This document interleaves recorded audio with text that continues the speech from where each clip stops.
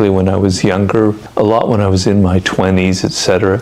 I remember once I was in Rome 20 years ago or so. I was entering a restaurant to eat, and I was by myself in a crowded restaurant, and the waiter asked me if I was alone, and I said yes, kind of shamefully, yeah, I'm alone. And he said in Italian, meglio solo che mal accompagnato. And that expression has stuck with me for many, many years. It was better to be alone than to be accompanied with someone bad or to have bad company. So the idea is that you have to kind of sometimes like to be with yourself. And sometimes being with other people can be a drag, can be painful. There can be people that can inflict a lot of pain on you. And so sometimes the grass is always greener. And I would often think about, not to say that it doesn't hurt to be alone, because we're a social animal, but maybe it's better that I don't have to be around all of these annoying people, and I can fill my time with other things. So reading books, watching movies, etc.,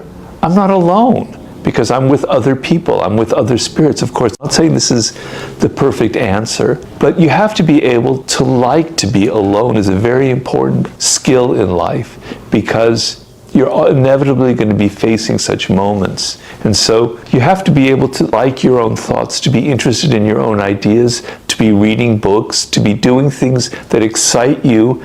And if you're excited in your spirit, then you're not really alone. When I'm reading a great book, I don't feel so alone. Yes, I would like to share it with somebody else, but these are ways to kind of alleviate that. The other thing is to understand that you think that you're the only person like that. Everybody goes through that feeling. We're living in a culture now where loneliness is like an epidemic, and the books are being written about it. People are bowling by themselves. There's a whole book written about that. It's a culture where we're not as social as we used to be. We're so much more virtual. So you're not alone in that. So you're not alone in your loneliness. It's very human. Other people are experiencing that, and be aware of it. How do you overcome it? You have to become more social. You have to put yourself out in this world and not be so virtual. Loneliness and being alone has a momentum to it.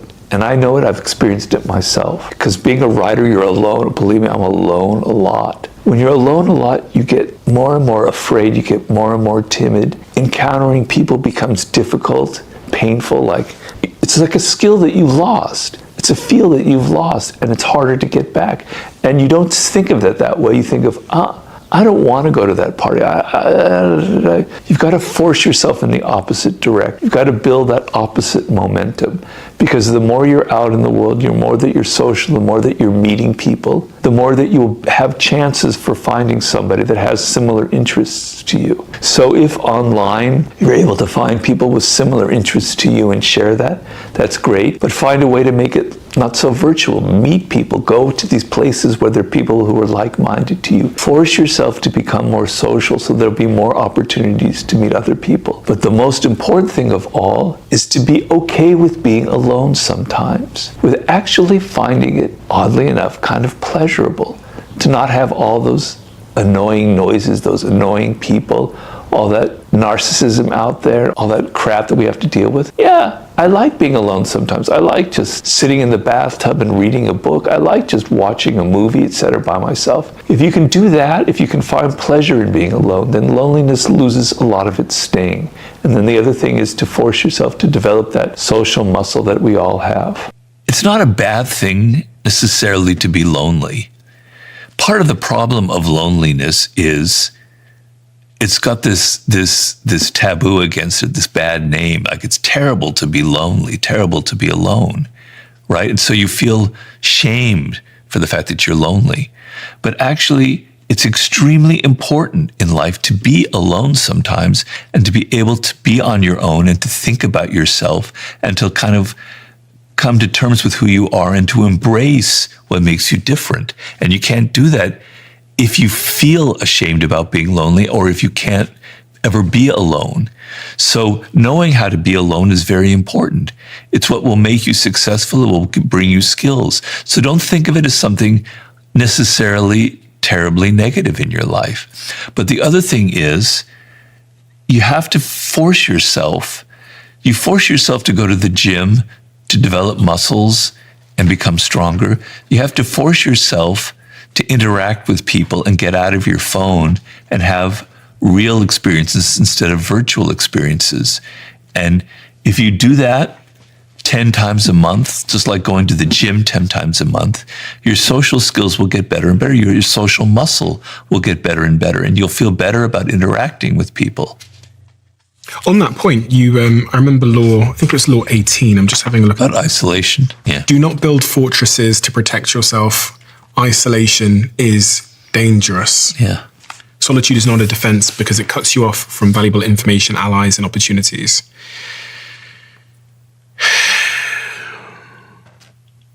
There's a difference, isn't there, between being lonely and being alone?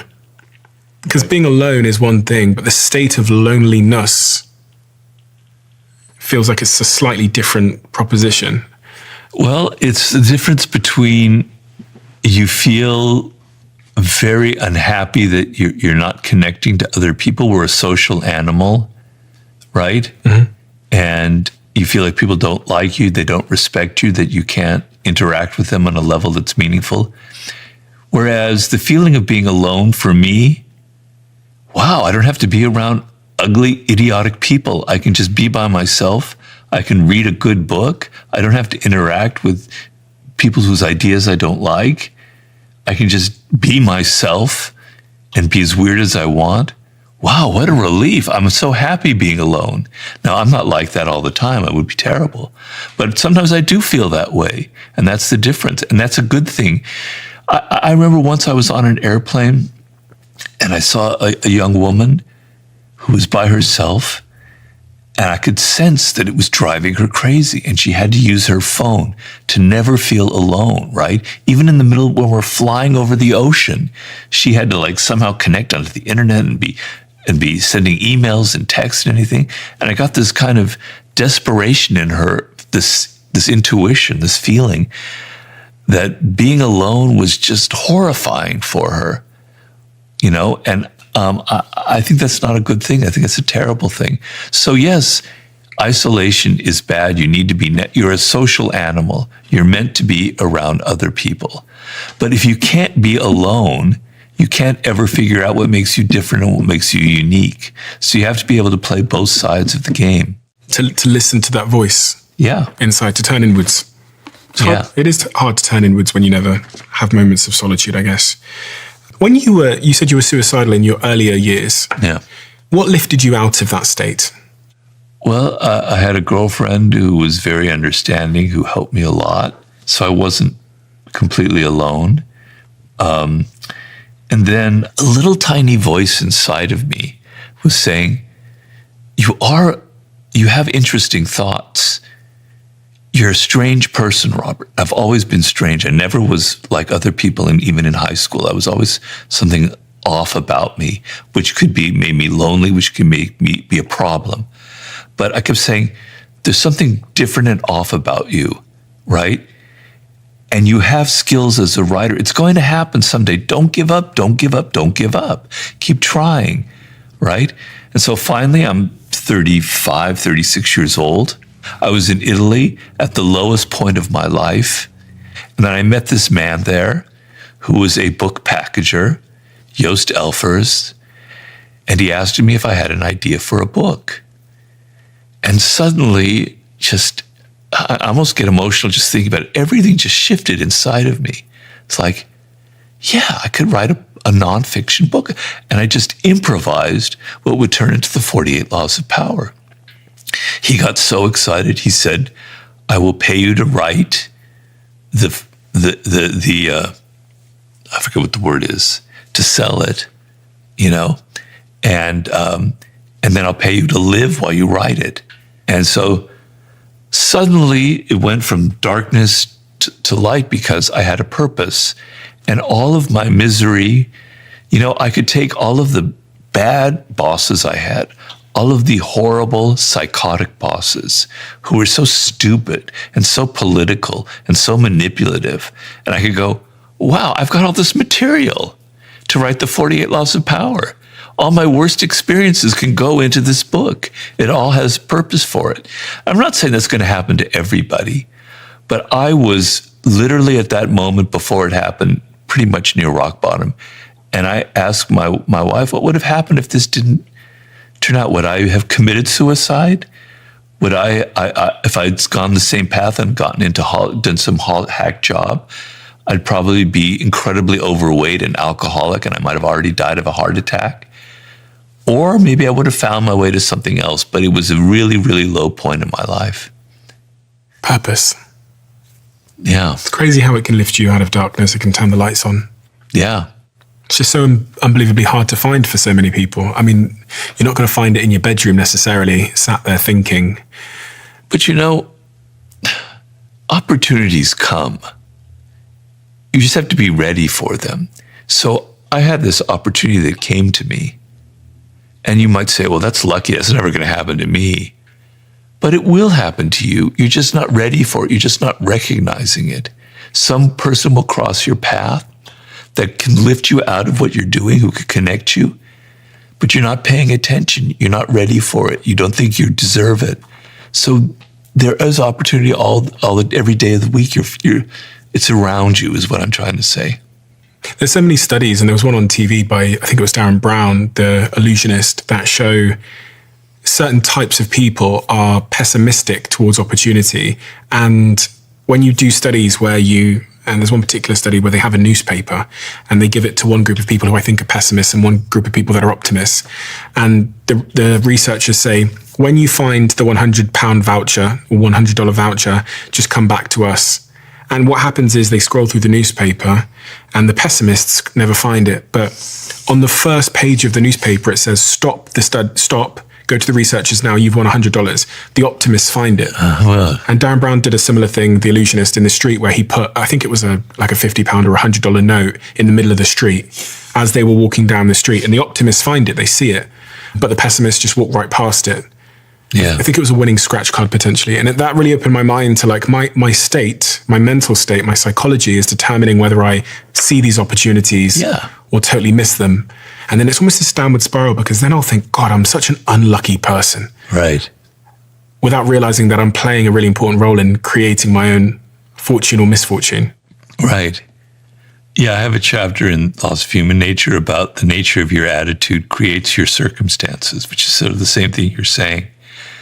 Which is, there are two kinds of attitudes that I talk about. One is an attitude that's closing, that's constrictive, that's narrow, and there's one that's expansive and open. You could call that pessimistic and optimistic. But the closed attitude is you're only seeing life through this narrow little spectrum where everything is bad, people don't like you, there's hostility all around you. And what that means is you're not seeing reality, you're creating reality. You're creating that reality. You're seeing it, and that's what happens to you. The expansive attitude is life is amazing. All these incredible things are possible. I have hope. Any moment there could be an opportunity. And that's not reality either. But you're going to create that reality by feeling that way and seizing an opportunity, the smallest crumb of an opportunity. You're going to create those good circumstances. So by your attitude, you create the bad things that happen to you in life. One of the sort of adjacent points here about purposelessness, about loneliness, about the struggles and plights of young men in the world that they face and young women is the conversation around pornography. If you go on many of the social media apps these days, you will be exposed to pretty explicit pornography, whether you were searching for it or not. There's certain apps in particular where even if I'm scrolling on my feed, certain things will pop up and I go, Jesus Christ, like, I'm at work here. And I was thinking about this more broadly because the studies show that I think it's like 80% of men and about 40% of women in the United States use pornography. And I wondered if you had a view on how it robs us of the hard work it takes to form romantic relationships. Yeah. And if the act of consuming pornography is robbing us of the desire for the real thing. Well, it's an addiction, and you have to understand that you are being manipulated, that you are being programmed, that these people have figured out exactly the kinds of things, the kinds of images that are going to hook you, and you're being played. You're a fool. They're playing with you, just like Mark Zuckerberg and Facebook knows all the algorithms to hook you to the news feed. You're being played by by the images they know how to create and keep you always wanting more. Just like fast food has all these tricks to constantly be eating their Doritos or whatever it is. Okay. But the other thing is, so I'm not going to preach and moralize about pornography from a prudish aspect of it, because I'm not a prude. But I have a chapter in the book that I'm writing on the sublime, on what I call love sublime, and the act of loving not God, not the universe, but another human being, an individual, man or woman, gay or straight or whatever it is, and how sublime that is. And what it is in that relationship, the boundaries between the two of you are allowed to melt, and your ego can soften, and you can feel their world and they can feel your world, and you have a connection that for a social animal is the highest form of connection. It's superior to a religious connection, I'm sorry. And what it requires is, we have the expression falling in love. And it literally is falling. It's like you fall. You're open and you're vulnerable and you're letting yourself fall. And when you're not, what stops you from doing that is you don't want to be hurt. You don't want to be vulnerable, right? Because if you open yourself to someone else, you're likely to get hurt. And so the moment there's a disagreement between you, or there's a moment where a friend says something nasty about this person you're interested in, you stop falling, you cut it off, and that romantic thing ends and dies. But if you get past that and you allow yourself to open up completely and you just keep falling, this incredible thing can happen. And I describe it to you, and I describe it, the dynamics of that and examples of that, and why for a social animal it's like the ultimate experience. And so pornography is completely robbing you of that, because love of another human being is a sense of enchantment, right? There's like this spark that's happening, this electricity, and it's obviously sex is involved, so it's a very physical relationship as well, but it goes beyond that. It also has a kind of spiritual component, right? But it's a sense of enchantment where the world becomes alive to you. Everything is beautiful in the world in those moments, right? Mm-hmm. And pornography is disenchanting you from everything. It's making it all mechanical and ugly, and it has no romance to it. It has no dimension to it. It's almost as if the two humans involved in it, or however, are like machine parts, right? They're not human anymore. And there's no emotion involved. There's no kind of spiritual connection. It's depressing. It's really, really depressing. When I see it, I feel really sorry that I experienced this, and I feel really sorry for the people who are in that industry. I find it really, really ugly and alienating. Now, I'm not, as I said, a prude, and I could watch a great movie with a love scene in it, and it's very exciting and beautiful. But the seduction element, the element of, I saw a movie recently, a Japanese movie by the great director Ozu from the 50s, and there was a man who was married, and he was about to have an affair with this woman who was kind of seducing him. And they had this kiss. And I thought, wow. I might use the word turned on, but I was getting really excited. It was so full of emotion and energy, and it made the sexual element so much more powerful by the element of romance, by the element of something kind of transgressive. There was no nude bodies, there was no sex you ever get to see, but the lead up to it and the nature of the emotions involved made it, to me, deeply, deeply exciting. And if young men particularly can't have that experience, if everything is so mechanical, is so computerized, it's going to be like AI, it's going to be like AI sex, then you're losing your soul, you're losing your capacity for really falling in love, for really having that kind of dimensional experience, which, by the way, can be extremely physical, and it can only last for 3 months. I'm not saying it has to be 20 years with one woman or one man. It could be for 3 months, but it enriches you. It makes you more human. I've invested more than £1 million into this company, Perfect TED, and they're also a sponsor of this podcast. I switched over to using matcha as my dominant energy source, and that's where Perfect TED comes in. They have the matcha powders, they have the matcha drinks, they have the pods, and all of this keeps me focused throughout a very, very long recording day, no matter what's going on. And their team is obsessed with quality, which is why they source their ceremonial grade matcha from Japan. So when people say to me that they don't like the taste of matcha, I'm guessing that they haven't tried Perfect TED. Unlike low quality matcha that has a bitter, grassy taste, Perfect TED is smooth and naturally sweet. And without knowing it, you're probably a Perfect TED customer already if you're getting your matcha at places like Blank Street or Joe in the Juice. But now you can make it yourself at home. So give it a try and we'll see if you still don't like matcha. So here's what I'm going to do. I'm going to give you 40% off our matcha if you try it today. Head to perfectted.com and use code Steven40. Or if you're in a supermarket, you can get it at Tesco's or Holland and Barrett, or in the Netherlands at Albert Heijn. And those of you in the US, you can get it on Amazon. The other thing that a couple of psychologists on my podcast before have alluded to on this subject is that they told me about a study with rats where they messed with the part of the rat's brain that is responsible for causing dopamine. Yeah. And then when they put food in front of the rat's mouth, if the rat was like 6 inches from the rat's mouth, the rat would starve to death because they had impacted the rat's dopamine. So it no longer had motivation. And they speak of dopamine as this sort of motivation chemical. It's the thing that gets you to take action.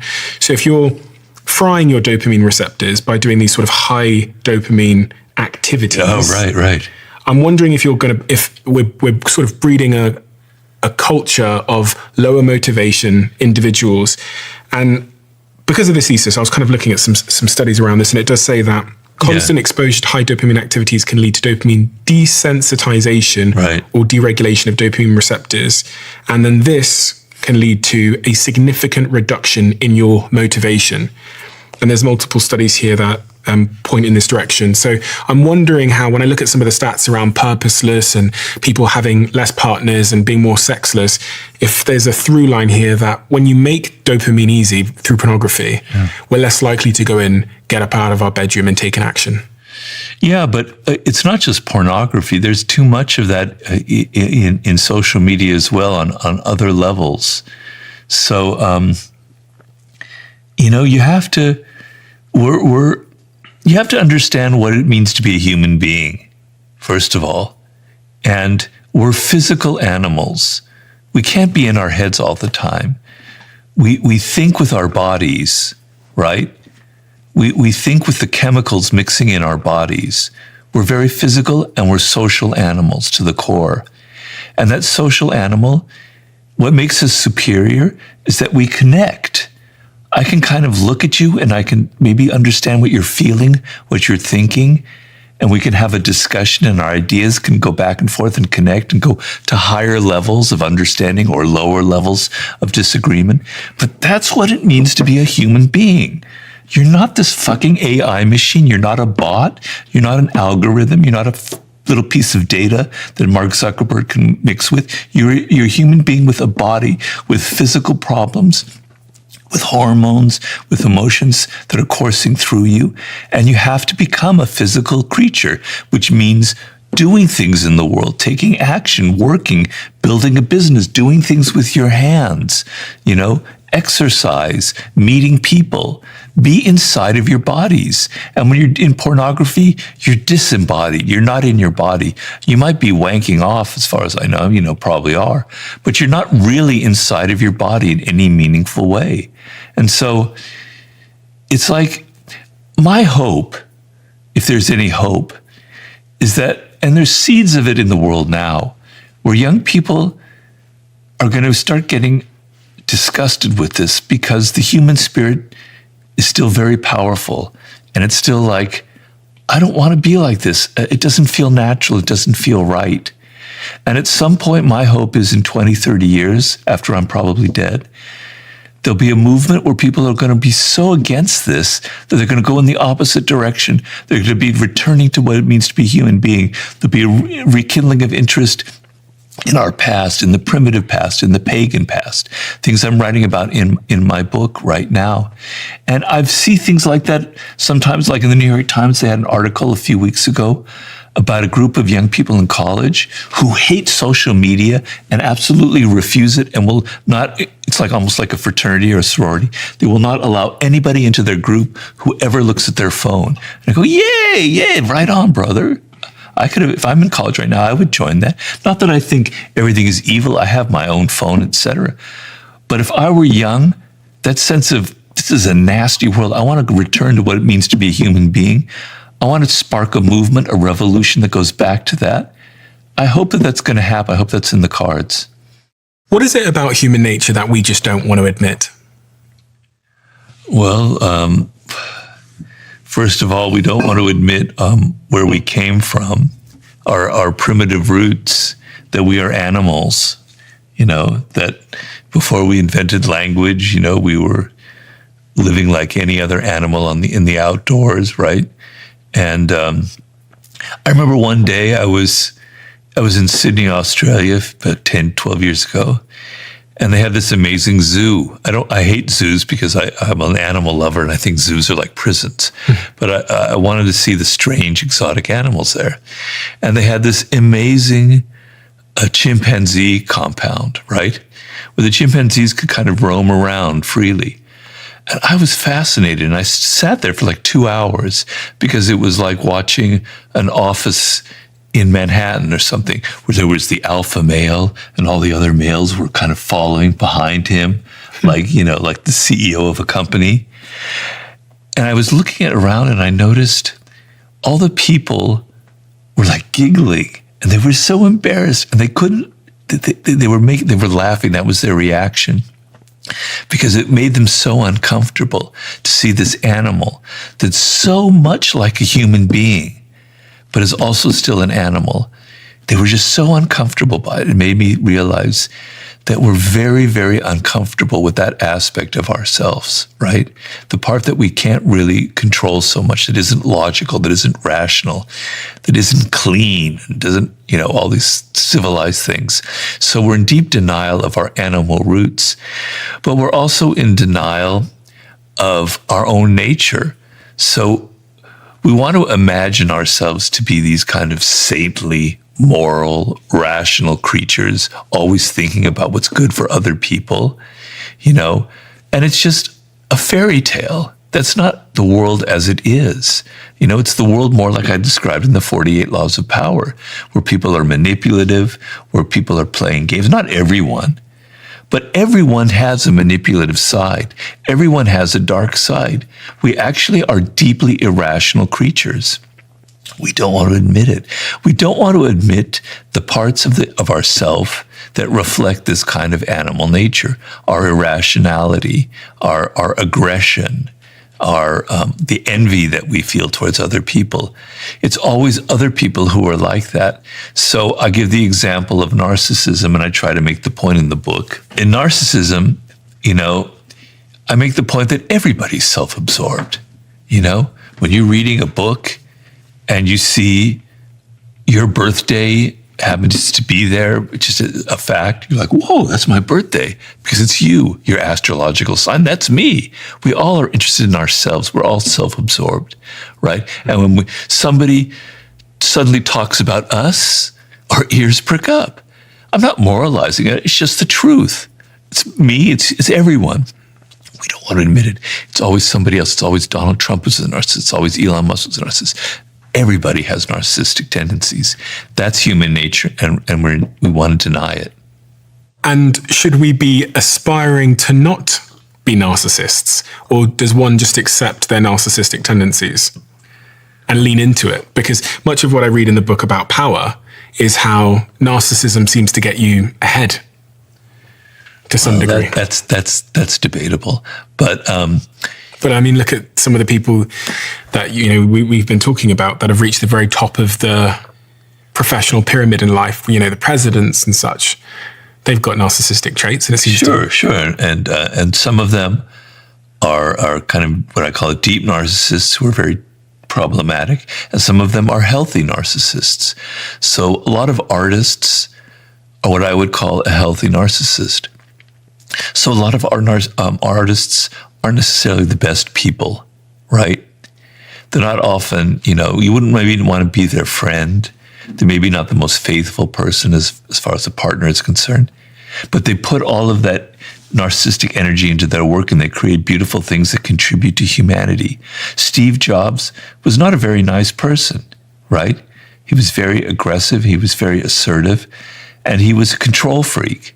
But look what he created, okay? That's healthy narcissism. What's the first thing they tell you in AA? I've not been in AA, but I know it. It's admitting that you're an alcoholic. Okay. If you can't admit you're an alcoholic, how are you ever going to stop being an alcoholic? But you first have to admit it. So if you want to stop being a narcissist, you have to get on your hands and knees and admit that you are a narcissist.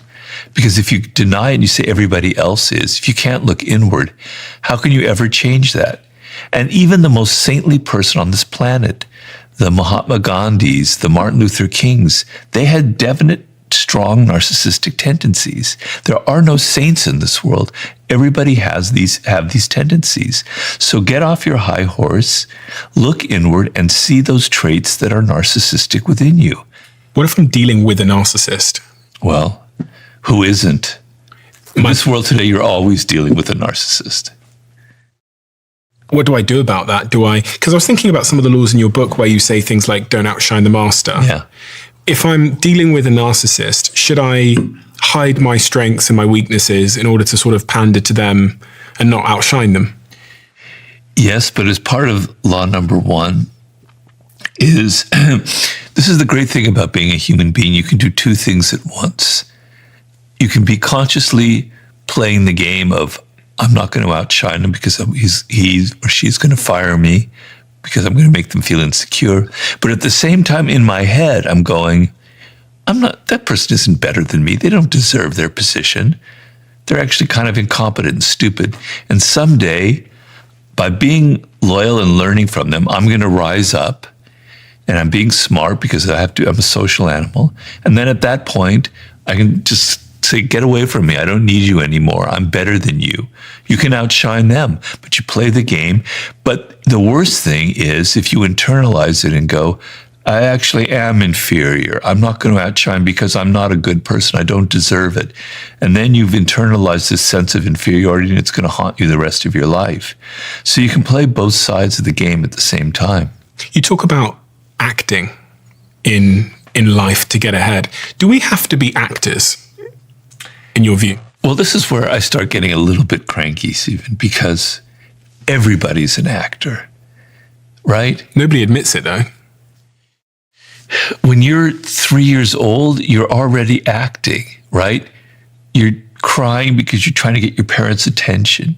You're making trouble with your siblings because you're trying to get something that you want. You're learning to be manipulative. Children are very manipulative.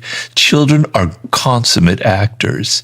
They learn that they can get what they want by behaving a certain way. If I'm an angel, mommy will give me this, that, and the other thing, even though I know I'm not an angel.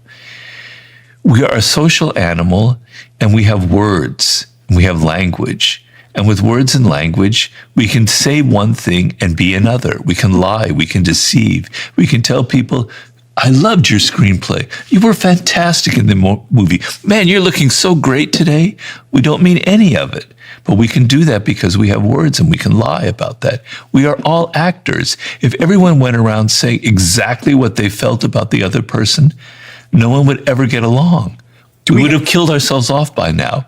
You're always telling the boss the things that they want to hear. You're always telling your partner. You're always kind of hedging exactly what you feel. You're an actor. I don't understand what's so complicated about that. I don't understand why people can't see that they're every day of their life. And in another instance, you're never the same with two different people. The way you are in front of your father, as you are in front of your son or in front of a colleague, you're a completely different person. Your jokes are different. Your body language is different. You're an actor, okay? Some people are good at it. Some people aren't, but you're an actor. Well, I think at the root of this is there's something ugly about being manipulation, lying, acting. So no one would want to volunteer that they are doing that. But from what I'm inferring from what you said is that in order to get ahead in life, you're going to need to lie a little bit, manipulate, and act. Well, you are. It's not like you need to be. You are doing that, even though you may not admit it. You are doing that. You see, the thing is, it's getting back to that scene at the Sydney Zoo, where people are deeply uncomfortable with these aspects of their own character and their own personality. And I don't want you to go around thinking, God, it's great to be manipulative. It's great to just screw people over and get what I want and not care about them. No. But it's better to admit that you are capable of manipulation, that you do it often unconsciously and often in a passive-aggressive manner. It's better to admit it, and it's better to be able to play the game when you have to, like always say less than necessary. It's going to save you a lot of pain. You don't have to go around all your life practicing these things. I don't think you want to. What was that law? Always say less than necessary. Law number 4. Can you explain that one to me? In looking at powerful people, the person who talks less always gives off a greater aura of power than the people that are yabbering all the time, that are talking, that can't control their tongue. And the idea is, if you can't control your mouth, if you just keep talking and talking, it gives an aura to other people that you can't control anything else. You have no self-control. And that is very unpowerful aura. And obviously, the more you talk, the more you are prone to say something kind of stupid and irrational that you're going to regret. And so powerful people know to command an audience. They sit there, they let other people talk and argue, and then occasionally they utter something that's maybe a little bit ambiguous. And everyone goes, whoa, that's very interesting. Robert said that. What does that mean? You look powerful, right? You give off an air of mystery, you give off an air of control. And so a lot of people have a hard time with it because they think, wow, shouldn't I just be able to say whatever I want and just talk? Well, no, you don't. Not in the social world, not in the work world. It's going to get you in trouble. Learn to control what you talk and learn that there are moments that saying less is actually much more powerful than just yammering on and on. I was, through my years of business, running businesses and stuff, I came up with this idea, which I've shared with a few people, called your contribution score. And much like we have a credit score, where if we're reckless with our finances, our credit score gets lowered. I think the same applies for the contributions we make in group settings, but just generally the contributions we make. And I came to learn this over time because in one of my offices many years ago in a different company, there was this one individual who in the meeting rooms would, when people were brainstorming, before they'd thought of what they were going to say, they'd interject and say, what about if we we could do like a pop-up with maybe we'll do like, they were thinking out loud. Yeah. And what I would observe as the CEO is the minute they spoke, it was almost like people rolled their eyes and tried to cut them off because they developed this contribution score, which says when X person contributes, it's always ill-formed, not productive, and takes too long. But then there's this other guy who I remember from my Manchester office he hardly spoke. And every time he spoke, it wasn't important. So the minute he starts speaking, it's like the room shifts towards him, like with bated breath. Exactly. And so there's an art of protecting one's contribution score. Yeah, I remember 50, I would go to meetings with him. 50 Cent? Yeah, and he would hardly say anything. And people would be trembling. My God, he's not talking. He's not saying he's interested in my ideas. He'd just sit there with this kind of wry smile on his face. And then when he'd say something, they would let out a breath. Oh, he's saying something. It'd be very short and curt. But he completely commanded the room because he just sat there as if he wasn't really happy with what people were doing. And it made them compete to make him happy. Interesting. Really interesting. He's a master of the 48 laws of power. The other law that I was thinking a lot about, if we're jumping back to the laws of power, is let others do the work, but take the credit. Your face when I said that. Well, some of the 48 laws is irony, and, people have to be able to understand and read what's ironic. So, like I have a chapter in there, play on people's need to believe to create a cult-like following. And I'm not really saying go out and create a cult. I'm showing you why you might be in a cult right now because this is how cults operate. Okay, so when I worked in Hollywood, I worked at one point for a film director.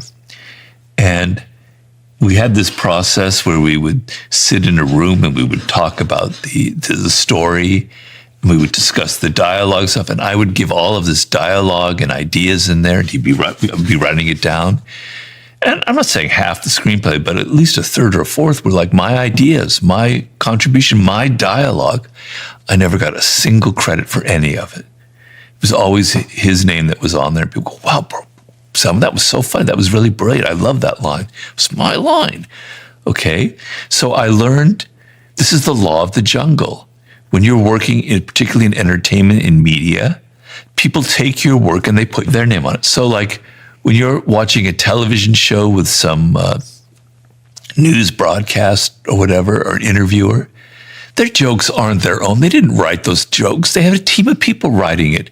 All those great facts that are coming up, a team of researchers are putting it there. You never hear their names. You never know who they are. They took their work and they put their name on it. That's the law of the jungle. And the law of the jungle is don't get upset about it. It's part of the game. You know, I got upset when that happened. I didn't say anything. I didn't do anything, but I got resentful. Nobody's recognizing my work. Whine.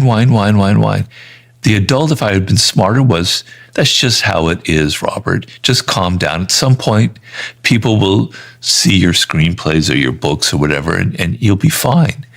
But just, I'm trying to show you this is how the world operates, and don't be so naive, and don't think it's not like that. And if you had kicked up a fuss, you might have accidentally outshone the master. Oh, I've been fired.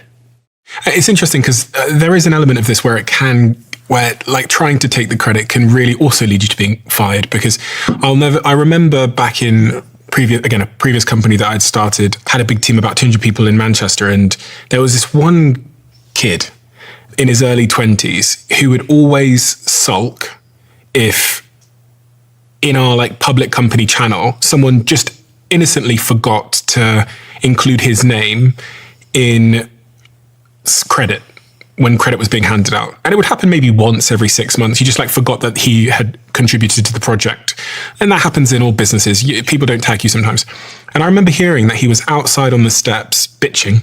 That's the best way I can describe it. Just like complaining to other younger team members that he hadn't been included in that message. And it developed this horrible reputation for him as someone that was always complaining and always trying to take credit. Because it's ugly to be seen as trying to take credit. Well, so if you read the law carefully, it's really about how powerful people use this. So if you're an underling and you do the work, you don't want to take credit for it because it's going to get you in trouble, right? But powerful people have used for centuries the labor of other people and put their name on it to make themselves look powerful and to make them seem like they've got endless energy. Okay, so you have to apply that law with intelligence. If you're an underling and you're doing some project, it's a group project, don't go out there and take credit for it because people are just going to laugh at you and you're going to make a terrible fool of yourself. So every law has a context, you know, but that's powerful people use that law. And if you don't think that's how it operates, I'm sorry, but you're in for a world of pain. I think there's an overarching thing here which can be discovered in your other book, The Laws of Human Nature, about mastering your emotional self. Yeah. Because none of these things are going to be possible if you don't have mastery over your emotions. I'm not going to be able to refrain from snatching credit. I'm not going to be able to not outshine my master if I don't have this sort of foundation of emotional control. Is that true? Is emotional control really where this all begins? Yes, it is self-control. Of course, you can take it too far where you have no emotions and you're just a cold fish out there. You know, it's good. Emotions are important. You're not going to write a book. You're not going to start a business unless you're excited, unless you have that emotional energy. So I'm not talking about stifling your emotions. That would be incredibly counterproductive and unpowerful. But there are emotions that are going to get you in trouble, particularly as a social animal. So it's not like you stifle your emotions. You learn how to channel and control them. And you learn that certain behaviors are going to be read as unpowerful, as hysterical, as somebody who can't get things done, as ineffective, incompetent. So as an actor, you learn to sort of present the right front, the right facade. And that requires a degree of emotional control. Yes, for sure. It's very important. And it's not easy because when you're young, particularly, you're wired to be emotional, and you're going to learn this the hard way, which is how I learned it. I'm trying to teach you some lessons so maybe you won't make as many mistakes. But it's a hard thing you learn, and you learn it by the mistakes you make, by saying something foolish that costs you your job, by outshining the master that costs you your job. You learn it from the mistakes you make.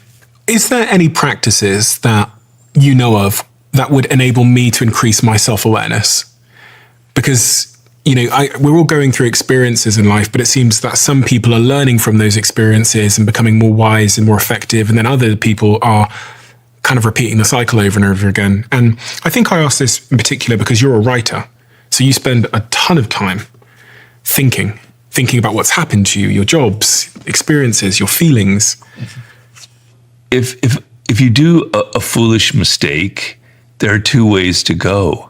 And the common route is, that asshole, they screwed me over. It's their fault, right? Or I made that mistake, but, if circumstances had been better, if I had more money, if this person supported me, it would have gone well. That's what we naturally do.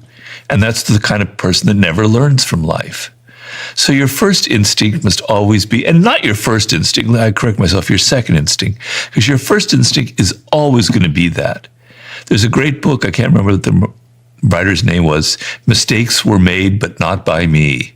I recommend that book highly. It came out about 10 years ago. I think it's Elliot Aronson. Oh, yeah, I know him.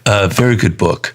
Anyway, your first instinct always will be, it was a mistake, but it wasn't mine. I'm not to blame. All right? Everybody does it. I do it. Your second instinct is to step back and go, whoa, wait a minute. That's not right. I'm fooling myself. Actually, I played a role in that, in what happened there. And what is that role that I played? What could I have done differently? Maybe it's very subtle. Maybe it was something in my body language that turned people off, that made them not like me. Or maybe it was something I said or I did that could have changed the circumstances. What is it that I did? Then you can learn from the experience. And if only 10% of it is your responsibility, at least see it as 30% so that you can learn from it, and exaggerate your role in the mistake, because then you can learn from it. You can understand that you can correct these mistakes, right? So initially you're going to always blame the other person. Then you're going to step back and you're going to go through this little dance. You're going to go, no, I think I've definitely played a part in what went wrong here. Things go wrong and we leap to blame. And once we leap to blame, we often leap to revenge. Yeah. We want to take revenge. We want to right the wrong that's happened to us. We want to correct the injustice. And you talk about this as part of human nature, but also give us some advice. I think it was actually in the Law of Power book about, I think it was Law 36. When we feel like we've been wronged, Robert, when we feel like there's been an injustice, what is the best course of action? It depends on the wrong and in the injustice. So let me give you an example. Yeah. Someone at work said, I heard they said something to my boss and it's cost me my promotion, and they're talking about me behind my back, and it's annoying me. Well, there are several avenues that you can go. Everything depends on circumstances.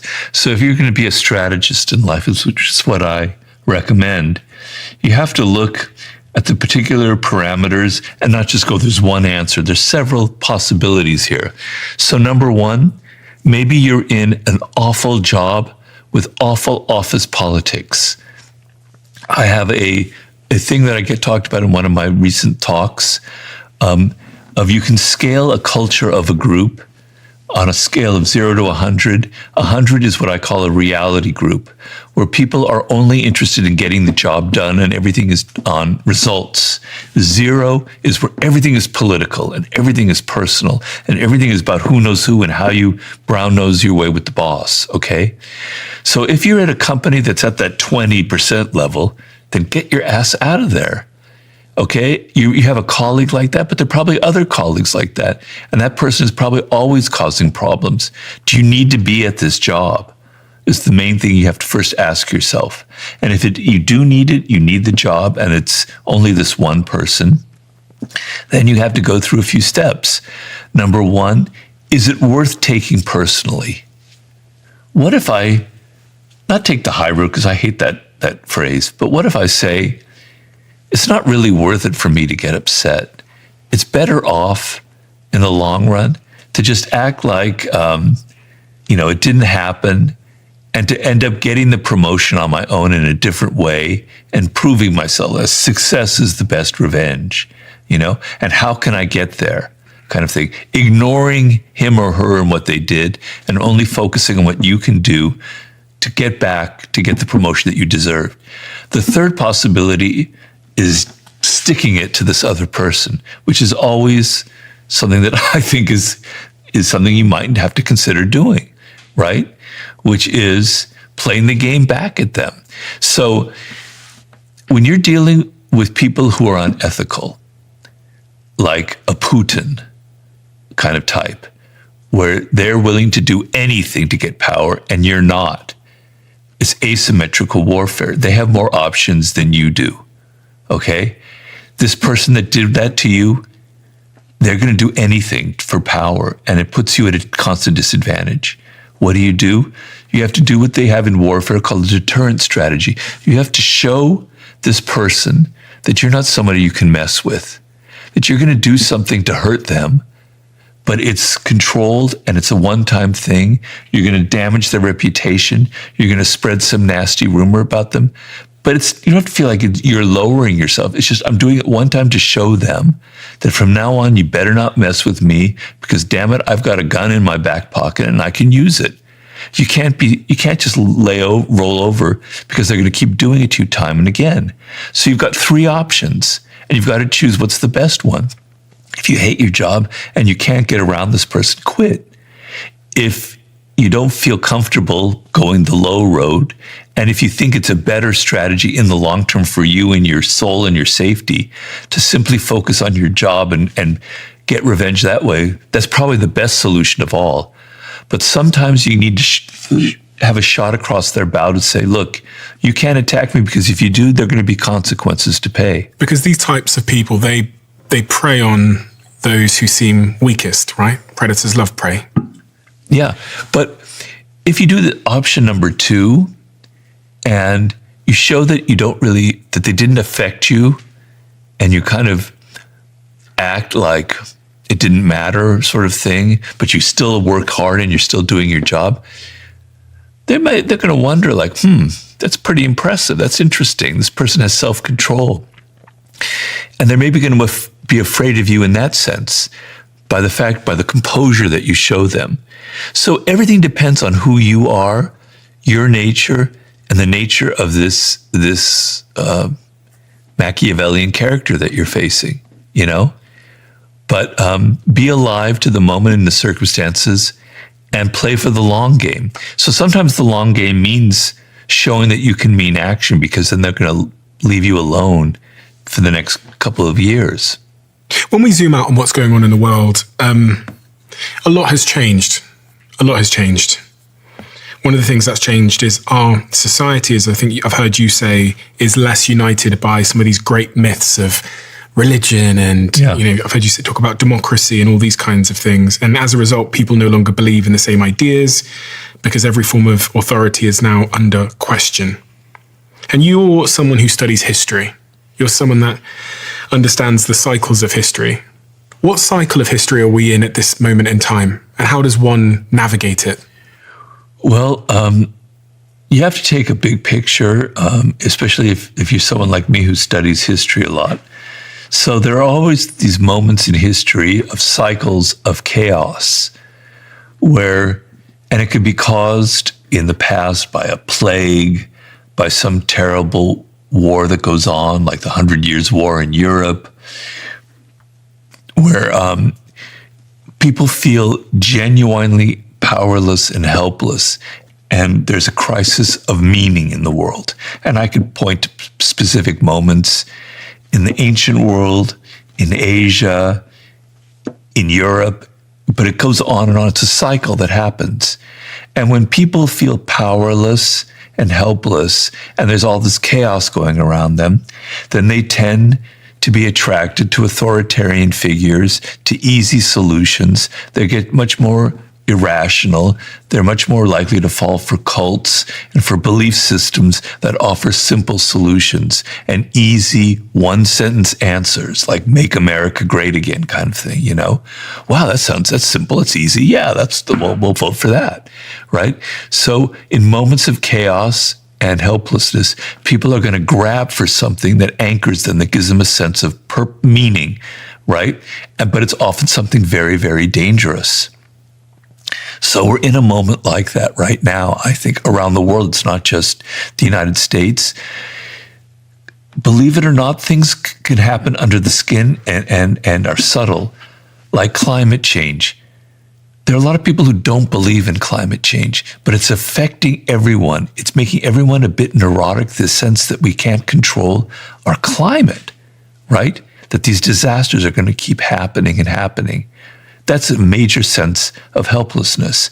The global economy, where now your business is at the mercy of something that's going on in Indonesia or Japan or China, is a tremendous sense of helplessness and a lack of control. And your political figures don't seem to be responding to you in any way. Like their actions, their talk doesn't lead to the kind of results that you want. So you're very prone to following what demagogues say, who offer you like easy solutions. Okay, so if you're living in a time like that, and it's more dangerous now than in the past because of social media and because of memes and because of the viral effects that are sweeping through humanity, right?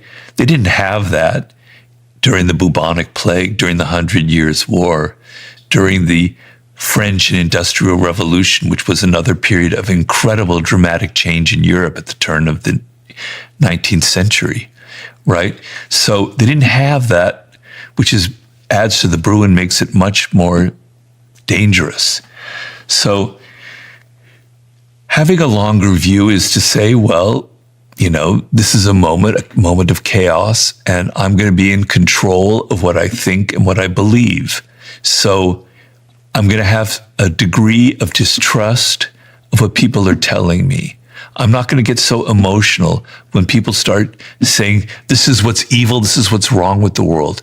And to be very, very, very wary of people with simple solutions who say, if we just do this one thing, everything will be great. If we just add tariffs, if we just get rid of all the immigrants, America will be fabulous. These are fairy tales that are being peddled to you. I'm not trying to be political because the other side peddles their own kinds of fairy tales. Believe me, I understand that. Can I ask you a question about this book, which is kind of linked to what you're saying now, the 48 Laws of Power? What demographic emails you the most about the book? Young men. Young men voted for Trump. I know. You're someone that I sense, and from what I've understood from my research, isn't a big fan of Trump. And so what do you say to those people about why you have that position and what they're misunderstanding potentially? The thing I do want to say is that you want to be able to think for yourself. Okay? So let's say you think Trump is the answer. He's going to solve all of our problems. Well, be capable of stepping back and going, maybe some of the things he's doing I don't agree with, aren't right. You know, have some discrimination, have some self-distance, be able to criticize your own side. So I'm on the left, on the Democratic liberal side. They are buffoons, they are fools, they are absolutely incompetent, and I'm not afraid to say it. They make terrible mistakes. They blew this election. They're stupid. And it's painful to say that because it's the side that I support. But I do not believe in everything that they promote. There are things I disagree with them on. Some of their woke policies I just find are ludicrous. Okay? So be able to stand back and say, I don't agree with everything he says. Have some dignity, have some self-worth, say that I can think for myself and not get so emotional, right? So you think being masculine and being a bro is to just say, "Oh, Robert, F you, you're such an idiot. You're so blah, blah, blah, blah, blah." Put YouTube comments because I get them all the time, F you, you can fill in the blanks, right? That's not being masculine. That's not being tough or strong. That's being an idiot because you're not able to think for yourself, right? Being emotional isn't masculinity. Masculinity is self-control, I'm afraid. Being masculine is being able to step back and go, this isn't necessarily the right thing to do. I have to think about it. I have to do something that's more productive, that's positive. I have to criticize myself sometimes. Weak people can't criticize themselves. So if you're listening to me, at least be willing to say that maybe some of my ideas are wrong. My ideas and your ideas, right? That to me is strength. That to me is a masculine virtue. Being able to criticize your own side and not get always so emotional and overheated and leaving nasty YouTube comments, as I'm sure I'm going to get right now. You made me reflect on something I read the other day. I think it was on X. And it was a study that shows that when the more testosterone you have, again, which we can use as like a proxy for masculinity, in studies, you're more likely to think for yourself. So they had two groups of people, Whoa. and they gave one group of people testosterone. I think it was a group of men testosterone. They both had to do this test, and the ones who had the higher testosterone levels had been given the artificial testosterone. They were less likely to cave in to external social expectation. Wow. Which I thought it's a proxy for what you're saying, which is Right on, man. potentially Yeah, real that's masculinity is having the strength of your own convictions and being able to ignore social pressure to conform. You talked about wokeness in the left and how they messed it up. Yeah. I consider myself to be, I'd say apolitical, but it's more, this sounds like a strange thing to say. I can just see the merits in things on both sides. So I really struggle to identify with a side. Sure. I think, okay, that's good for the economy. That's good for different social classes and stuff. And so I also just have, I think, a very strong negative reaction to the binary choice that you're kind of forced to make. Yeah, right. I agree. I've always kind of stayed out of it in that regard. Good. But in terms of this wokeness and the way that the left have screwed it up, what have they got wrong? Well, and what's Trump got right, I guess? Well, I don't know. It's too painful for me to say what Trump got right. Well, you've got to be able to. I know. Well, he is. I'll tell you what he gets right and what he's really brilliant at, which is communication and messaging. So the Democrats completely suck at that, right? They couldn't craft a message to save their life if they were, if everything depended on it. They're just terrible at it. They don't know how to communicate. They don't know how to make a simple message. Now, I said simple messages can be deceptive, but in politics, you have to have something like that. You have to stand for a vision, for something straight, and you have to be strong and you have to be willing to fight for it. So I do have the ear of some people in the Democratic Party, and I say, what you got wrong and what Trump got right is to show the public that you are fighters, that you are strong, that you believe in something, and that you're willing to upset other people, other groups, because you believe in certain things. A large portion of the public he doesn't care about. He's interested in his base. He doesn't care if he's hated. Okay, Democrats don't care if you upset this special interest group or that special interest group. Some people have to hate you. Being hated is a good thing. Stand for something and be willing to fight. You got that all wrong. He got that right. So I can admit that. And he's much better at communicating and messaging. Okay. When it comes to policies, there's a pretty big gulf between us about what I think is good and bad. But I mean, wokeness is, it's an ideology that isn't really connected to everyday life, to what's going on around us, right? It's kind of a purity test of these are certain things that we hold, and you better either, if you believe in them, you're on the good side, and if you don't believe them, you're on the wrong side. It's a polarity, it's a black and white binary way of looking at the world, and that's not reality. That's not how things are. Things aren't black and white. Things have a gray zone. Yes, there are things that are evil. Murder is evil. social injustice. We can all agree on certain social injustices. Yeah. But it's not like this purity test of if you don't believe in this, you're an evil, bad person, So on the Israel-Palestine issue, for instance, now I happen to be Jewish, right? And I've never been a Zionist my whole life. I'm very happy to be Jewish. I was bar mitzvahed, and I have nothing against it, and I'm proud. I'm not a practicing religious person in Judaism. I understand because I lost a large part of my ancestry during the Holocaust. It was deeply part of my childhood, a very traumatic thing that even my parents were still recovering from.